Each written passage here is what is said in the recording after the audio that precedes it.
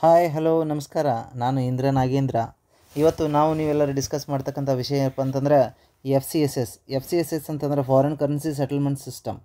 ಅಂದರೆ ವಿದೇಶೀಯ ನಾಣ್ಯಗಳ ಒಂದು ವ್ಯವಹಾರ ಒಂದು ಪದ್ಧತಿಯನ್ನು ನಮ್ಮ ಭಾರತದಲ್ಲಿ ಪ್ರಪ್ರಥಮ ಬಾರಿಗೆ ನಿರ್ಮಲಾ ಸೀತಾರಾಮನ್ ಫೈನಾನ್ಸ್ ಮಿನಿಸ್ಟರ್ ಆಗಿರ್ತಕ್ಕಂತಹ ನಿರ್ಮಲಾ ಸೀತಾರಾಮನ್ ಅವರು ಅಕ್ಟೋಬರ್ 7ರಂದು ನಮ್ಮ ಗುಜರಾತ್ನ ಸಾಬರ್ಮತಿ ನದಿಯ ದಂಡೆ ಮೇಲೆ ಇರ್ತಕ್ಕಂತಹ ಗಾಂಧಿನಗರ್ ಮತ್ತು ಅಹಮದಾಬಾದ್ ಇವೆರಡರ ನಡುವೆ ಇರ್ತಕ್ಕಂತಹ ಪ್ಲೇಸಲ್ಲಿ ಬಲಾದಂಥ ಪ್ಲೇಸ್ ಇದೆ. ಸೊ ಆ ಒಂದು ಪ್ಲೇಸಲ್ಲಿ ಗಿಫ್ಟ್ ಸಿಟಿ ಅಂತಕ್ಕಂಥದ್ದನ್ನು ಪ್ರಾರಂಭ ಮಾಡಲು ಹೊರಟಿದ್ದಾರೆ. ಸೊ ಇದರಿಂದ ಆಗ್ತಕ್ಕಂತಹ ಒಂದು ಬೆಸ್ಟ್ ಅಪಾರ್ಚುನಿಟಿ ಏನಪ್ಪ ಅಂತಂದರೆ, ಒಂದನೇದು ಎಂಪ್ಲಾಯ್ಮೆಂಟ್ ಕ್ರಿಯೇಟ್ ಆಗುತ್ತೆ, ಎರಡನೇದು ಏನಪ್ಪ ಅಂತಂದರೆ ಒಂದು ಫೈನಾನ್ಸಿಯಲ್ ಹಬ್ ಕ್ರಿಯೇಟ್ ಆಗುತ್ತೆ ಭಾರತದಲ್ಲಿ. ಆಮೇಲೆ ಇನ್ನೊಂದು ಏನಪ್ಪ ಅಂತಂದರೆ, ಇದರಿಂದ ಮುಖ್ಯವಾಗಿ ಆಗ್ತಕ್ಕಂಥದ್ದು ಈ ಯಾವುದೇ ಇರ್ತಕ್ಕಂತಹ ವಿದೇಶಿ ನಾಣ್ಯಗಳನ್ನು ನಾವು ಎಕ್ಸ್ಚೇಂಜ್ ಮಾಡ್ಕೋಬೇಕಾದ್ರೆ ಏರ್ಪೋರ್ಟಲ್ಲಿ ಎಕ್ಸ್ಚೇಂಜ್ ಮಾಡಲಿ ಅಥವಾ ಡೆಲ್ಲಿಯಲ್ಲಿ ಎಕ್ಸ್ಚೇಂಜ್ ಮಾಡಲಿ, ಸೊ ಈ ಥರ ಎಕ್ಸ್ಚೇಂಜ್ ಮಾಡುವಾಗ ತುಂಬ ಸಮಯ ಆಗ್ತಾಯಿತ್ತು. ಅಂದರೆ ಫಾರ್ ಎಕ್ಸಾಂಪಲ್ 48 ಅವರ್ಸ್ ತನಕ ಕೂಡ ಕ್ಲೇಮ್ ಆಗ್ತಾ ಇರಲಿಲ್ಲ. ಇವತ್ತೇನಾದರೂ ಡೆಪಾಸಿಟ್ ಮಾಡಿದ್ರೆ 2 ಡೇಸ್ ಬಿಟ್ಟು ಆಮೇಲೆ ಕ್ಲೇಮ್ ಆಗ್ತಾಯಿತ್ತು. ಸೊ ಇಂತಹ ಒಂದು ಪದ್ಧತಿಯನ್ನು ಬದಲಾಯಿಸಬೇಕು, ನಮ್ಮ ಭಾರತದಲ್ಲಿ ಇನ್ವೆಸ್ಟ್ ಮಾಡ್ತಕ್ಕಂತಹ ಇನ್ವೆಸ್ಟರ್ಸನ್ನು ಅಟ್ರ್ಯಾಕ್ಟ್ ಮಾಡಬೇಕು ಅಂತಕ್ಕಂತಹ ಉದ್ದೇಶದಿಂದ ಈ ಒಂದು ಗ್ಲೋಬಲ್ ಫೈನಾನ್ಸಿಯಲ್ ಹಬ್ಬನ್ನು ಪ್ರಾರಂಭ ಮಾಡಬೇಕು ಅಂತ ಗುಜರಾತಲ್ಲಿ ಪ್ರಾರಂಭ ಮಾಡಿದ್ದಾರೆ. ಇದು ಏನು ಮಾಡುತ್ತಪ್ಪ ಅಂತಂದರೆ, ಉದ್ದೇಶ ಏನು? Faster, safer and more efficient. ಅಂದರೆ ಇದು ವೇಗವಾಗಿ ಮತ್ತು ಸೇಫಾಗಿ ಮತ್ತು ಅತ್ಯಂತ ಒಂದು ಸಾಮರ್ಥ್ಯ ಉಳಿತಕ್ಕಂತಹ ಫಾರಿನ್ ಕರೆನ್ಸಿ ಟ್ರಾನ್ಸಾಕ್ಷನ್ಸನ್ನು ಮಾಡ್ತಕ್ಕಂತಹ ಉದ್ದೇಶದಿಂದ. ಏನಿದು ಫಾರಿನ್ ಕರೆನ್ಸಿ ಇದು ಮಾಡ್ತಕ್ಕಂಥದ್ದು ಪ್ರಾರಂಭ ಯಾಕೆ ಮಾಡಿದ್ರು ಅಂದರೆ, US ಡಿ ಅಂದರೆ US$ ನಿಂದ ಪ್ರಾರಂಭ ಮಾಡ್ತಕ್ಕಂತಹ ಈ ಒಂದು ಗಿಫ್ಟ್ ಸಿಟಿಯಲ್ಲಿ USD ಅಂತಕ್ಕಂಥದ್ರಿಂದ ಪ್ರಾರಂಭ ಆಗ್ತಾ ಇದೆ. ನಂತರ ದಿನಗಳಲ್ಲಿ ಏನಾಗ್ತದಪ್ಪ ಅಂತಂದರೆ, ಈ ಒಂದು ಗಿಫ್ಟ್ ಸಿಟಿಯಿಂದ ಬೇರೆ ಬೇರೆ ದೇಶದಲ್ಲಿರ್ತಕ್ಕಂಥ ಕರೆನ್ಸಿ, ಫಾರ್ ಎಕ್ಸಾಂಪಲ್ ಯೂರೋ ಆಗಿರ್ಬೋದು, ಯೆನ್ ಆಗಿರ್ಬೋದು, ಪೌಂಡ್ ಆಗಿರ್ಬೋದು, ಪೀಸೋ ಆಗಿರ್ಬೋದು, ಅಥವಾ ರಿಯಲ್ ಆಗಿರ್ಬೋದು, ಅಥವಾ ರುಪಿ ಆಗಿರ್ಬೋದು.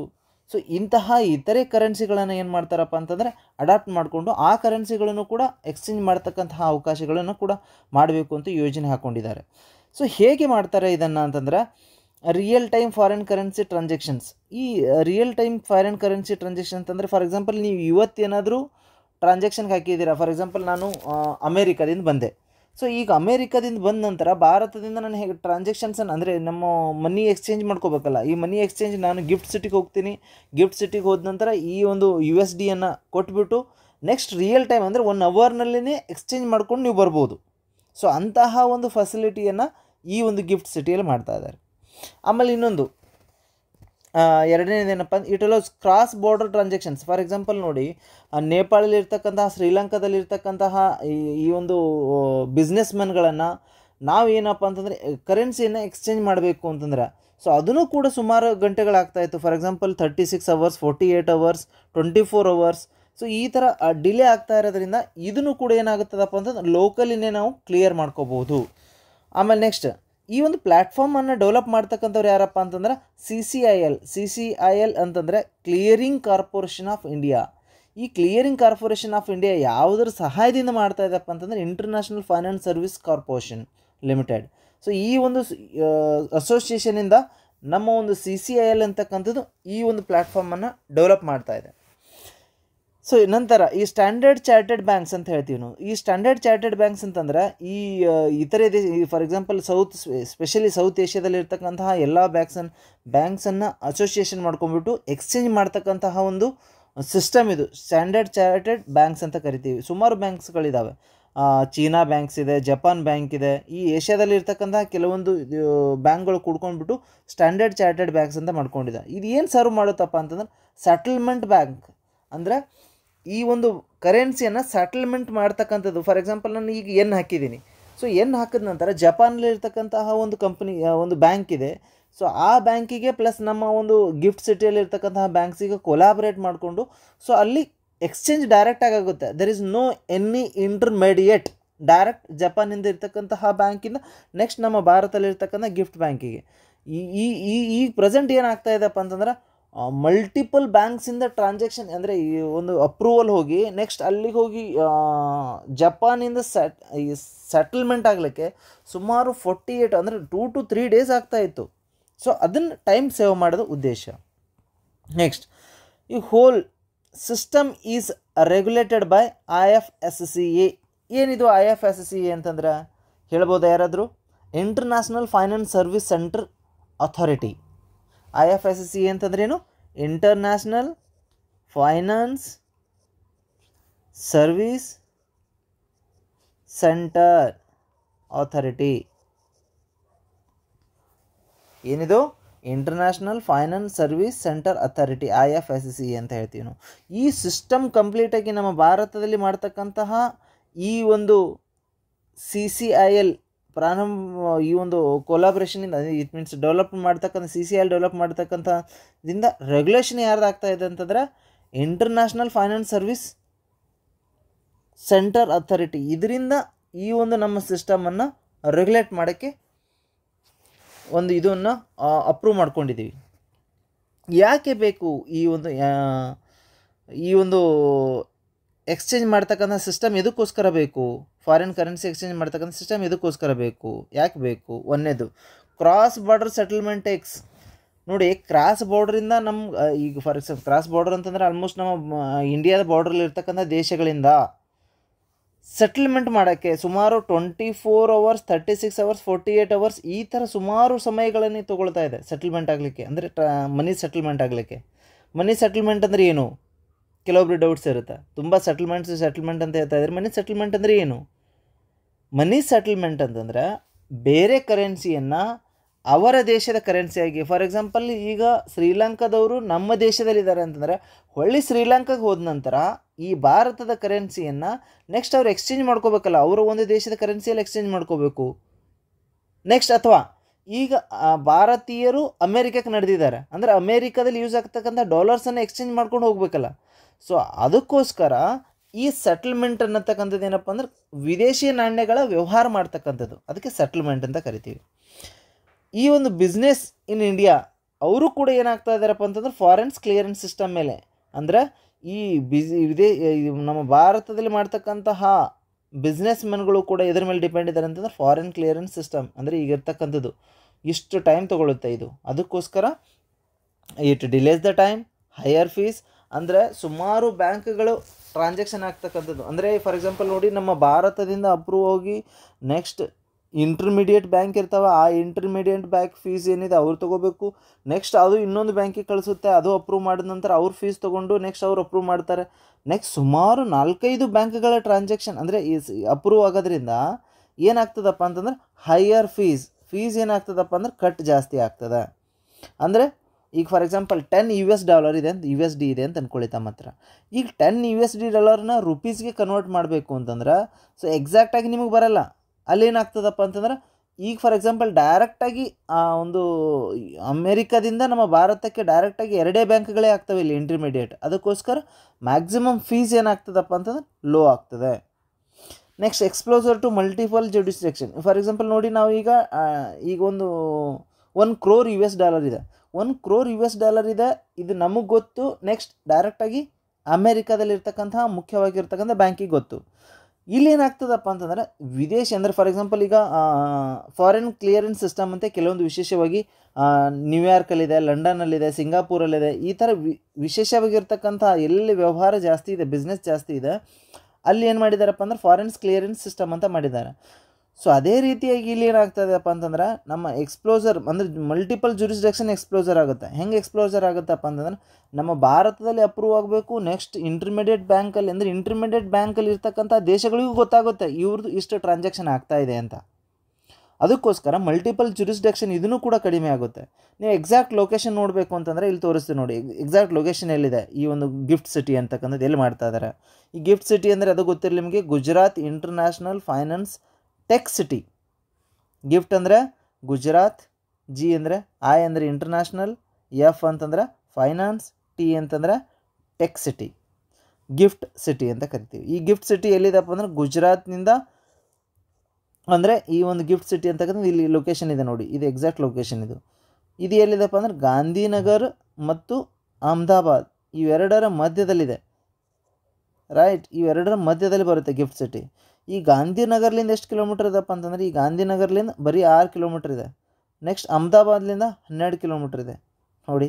6 × 2 ಅಂದರೆ 12 ಕಿಲೋಮೀಟ್ರ್. ಅಂದರೆ ಈ ಕಡೆ 6 ಕಿಲೋಮೀಟ್ರ್, ಈ ಕಡೆ 12 ಕಿಲೋಮೀಟ್ರ್. ಎರಡರ ಮಧ್ಯದಲ್ಲಿ ಏನಿದೆಪ್ಪ ಅಂತಂದ್ರೆ ವಲಾದಂತಿದೆ ನೋಡಿ ಇಲ್ಲಿ.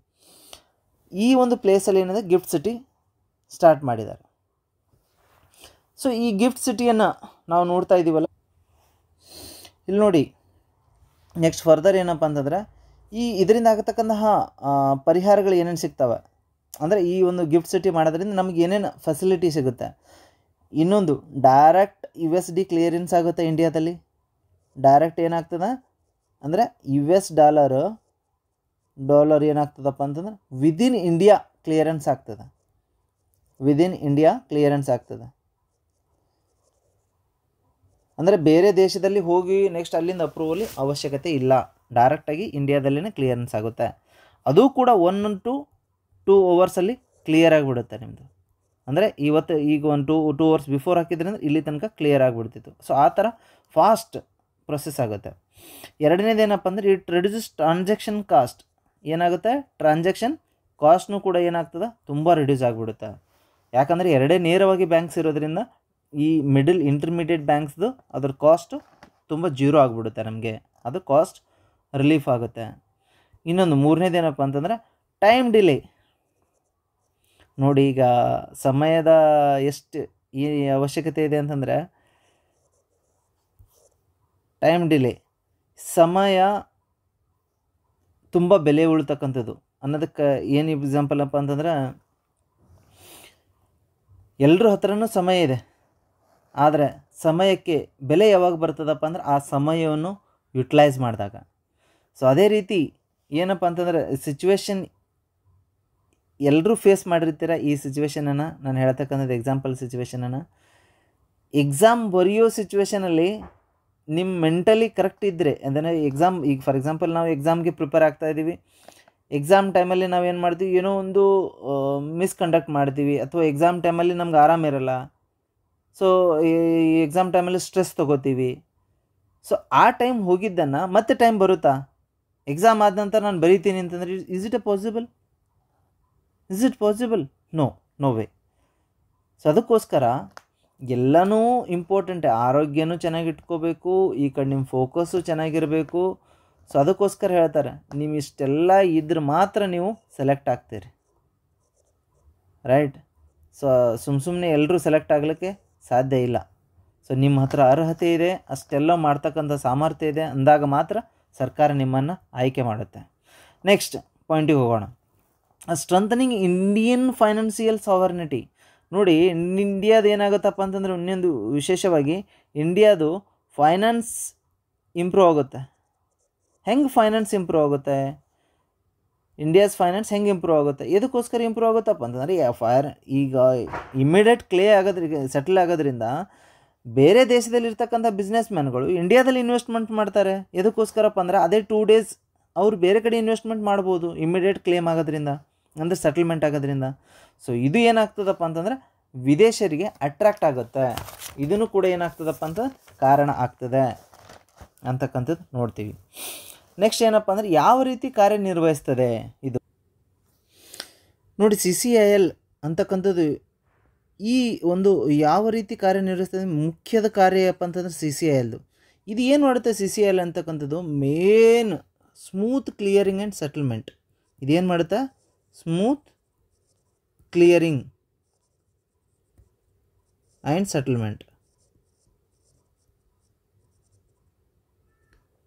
ಇದು ಸೆಟಲ್ಮೆಂಟ್ ಮತ್ತು ಸ್ಮೂತಾಗಿ ಮಾಡ್ತಕ್ಕಂಥ ಜವಾಬ್ದಾರಿ ಯಾರ್ದಪ್ಪ ಅಂತಂದ್ರೆ CCIL. CCIL ಅಂದರೆ ಏನು? ಅಬ್ರಿವೇಷನ್ ಹೇಳಿ ನೋಡೋಣ. CCIL ಅಂತಂದರೆ clearing corporation of India limited. ಇದು RBIನಿಂದ ಆಥರೈಸ್ಡ್ ಆಪ್ರೇಟರ್. ಇದು ಏನು ಆಪ್ರೇಟ್ರಪ್ಪ ಅಂತಂದ್ರೆ ಸೆಟಲ್ಮೆಂಟ್ ಮಾಡ್ತಕ್ಕಂತಹ ಆಪ್ರೇಟರ್. ಇದು ಪ್ರಸ್ತುತವಾಗಿಯೂ ಕೂಡ ಕೆಲವೊಂದು ಬ್ಯಾಂಕ್ನಲ್ಲಿ ಈ ಲೋನ್ಸ್ ತೊಗೊಳ್ಳೋದು ಎಲ್ಲ ಸೆಟಲ್ಮೆಂಟ್ ಮಾಡ್ತಕ್ಕಂಥದ್ದು ಫೈನಲೈಸ್. ನೀವು ಸೆಟಲ್ಮೆಂಟ್ ಆಗಲಿಲ್ಲ ಅಂದರೆ ಡಿಲೇ ಆಗಿದ್ದು ಎಲ್ಲನೂ ಕೂಡ ಕಂಪ್ಲೇಂಟ್ ಯಾರು ಸಾಲ್ವ್ ಮಾಡ್ತಾರಪ್ಪ ಅಂದ್ರೆ ಕಂಪ್ಲೀಟ್ CCIL. ನೆಕ್ಸ್ಟ್ ಇನ್ನೊಂದು ಏನಪ್ಪ ಅಂತಂದ್ರೆ ಚಾರ್ಟರ್ಡ್ ಬ್ಯಾಂಕ್ಸ್ ಅಂತ ಹೇಳ್ತೀವಿ ನಾವು. ಸ್ಟ್ಯಾಂಡರ್ಡ್ ಚಾರ್ಟರ್ಡ್ ಬ್ಯಾಂಕ್ಸ್ ಇದು ಏನು ಪ್ರೊವೈಡ್ ಮಾಡುತ್ತಪ್ಪ ಅಂತಂದ್ರೆ $, liquidity and settlement banking service. ಈ ಒಂದು ಕಡೆ ಹಣ ಕಡಿಮೆ ಬೀಳದಂತೆ ನೋಡ್ತಕ್ಕಂಥದ್ದು. ರೈಟ್, ಹಣ ಯಾವ ರೀತಿ ಕಡಿಮೆ ಬೀಳದಂತೆ ನೋಡ್ತಕ್ಕಂಥದ್ದು ಯಾರು ಜವಾಬ್ದಾರಿಯಪ್ಪ ಅಂದ್ರೆ ಸ್ಟ್ಯಾಂಡರ್ಡ್ ಚಾರ್ಟರ್ಡ್ ಬ್ಯಾಂಕ್ಸ್. ಈ ಸ್ಟ್ಯಾಂಡರ್ಡ್ ಚಾರ್ಟರ್ಡ್ ಬ್ಯಾಂಕ್ಸ್ ಅಂತಂದ್ರೆ ನಾನು ಆವಾಗಲೇ ಹೇಳಿದ್ದೀನಿ ಏನಪ್ಪ ಅಂತಂದರೆ, ಈ ಸ್ಟ್ಯಾಂಡರ್ಡ್ ಚಾರ್ಟರ್ಡ್ ಬ್ಯಾಂಕ್ ಅಂತಕ್ಕಂಥದ್ದು ವಿದೇಶದಲ್ಲಿನೂ ಕೂಡ ಕೆಲವೊಂದು ಬ್ಯಾಂಕ್ಗಳಲ್ಲಿ ಟೈಅಪ್ ಇರುತ್ತೆ, ಅದೇ ರೀತಿ ಇಂಡಿಯಾನೂ ಕೂಡ ಇನ್ವಾಲ್ವ್ ಮಾಡಿಕೊಂಡು ಇದು ಕಾರ್ಯನಿರ್ವಹಿಸ್ತದೆ. ಅದ್ರದ್ದು ಏನು ಜವಾಬ್ದಾರಿಯಪ್ಪ ಅಂತಂದ್ರೆ ಕಂಪ್ಲೀಟಾಗಿ ಹಣದ ಲಿಕ್ವಿಡಿಟಿಯನ್ನು ಕಾನ್ಸ್ಟಂಟ್ ಮಾಡ್ತಕ್ಕಂಥದ್ದು. ಅಮೌಂಟ್ ಈಗ ಫಾರ್ ಎಕ್ಸಾಂಪಲ್ $US ಜಾಸ್ತಿ ಆದರೆ ಇದನ್ನು ಟ್ರಾನ್ಸ್ಫರ್ ಮಾಡ್ತಕ್ಕಂಥದ್ದಾಗಿರ್ಬೋದು, ಇಂಡಿಯನ್ ಮನಿ ಕಡಿಮೆ ಬಿದ್ದರೆ RBIನಿಂದ ತೊಗೊಳ್ತಕ್ಕಂಥದ್ದಾಗಿರ್ಬೋದು. ಮೇನ್ ಆ್ಯಂಕರ್ ಸಿಸ್ಟಮ್ ಅಂತ ಹೇಳ್ತೀವಿ ನಾವು. ಆ್ಯಂಕರ್ ಸಿಸ್ಟಮ್ ಅಂದರೆ ಎಲ್ಲ ವಿಶ್ಲೇಷಣೆ ಮಾಡ್ತಕ್ಕಂಥದ್ದು ಕಂಪ್ಲೀಟಾಗಿ standard bank system, standard chartered banks. Next ಇದರಲ್ಲಿ ಪಾರ್ಟಿಸಿಪೇಟೆಂಟ್ಸ್ ಯಾರ್ಯಾರು? ಪಾರ್ಟಿಸಿಪೇಟೆಂಟ್ಸ್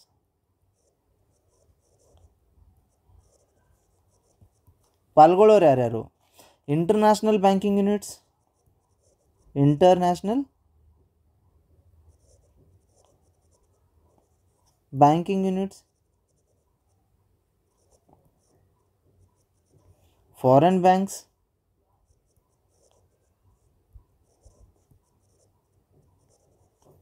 next Indian banks,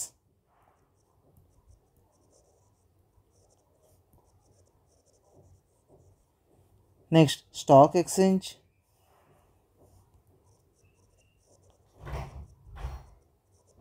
stock exchange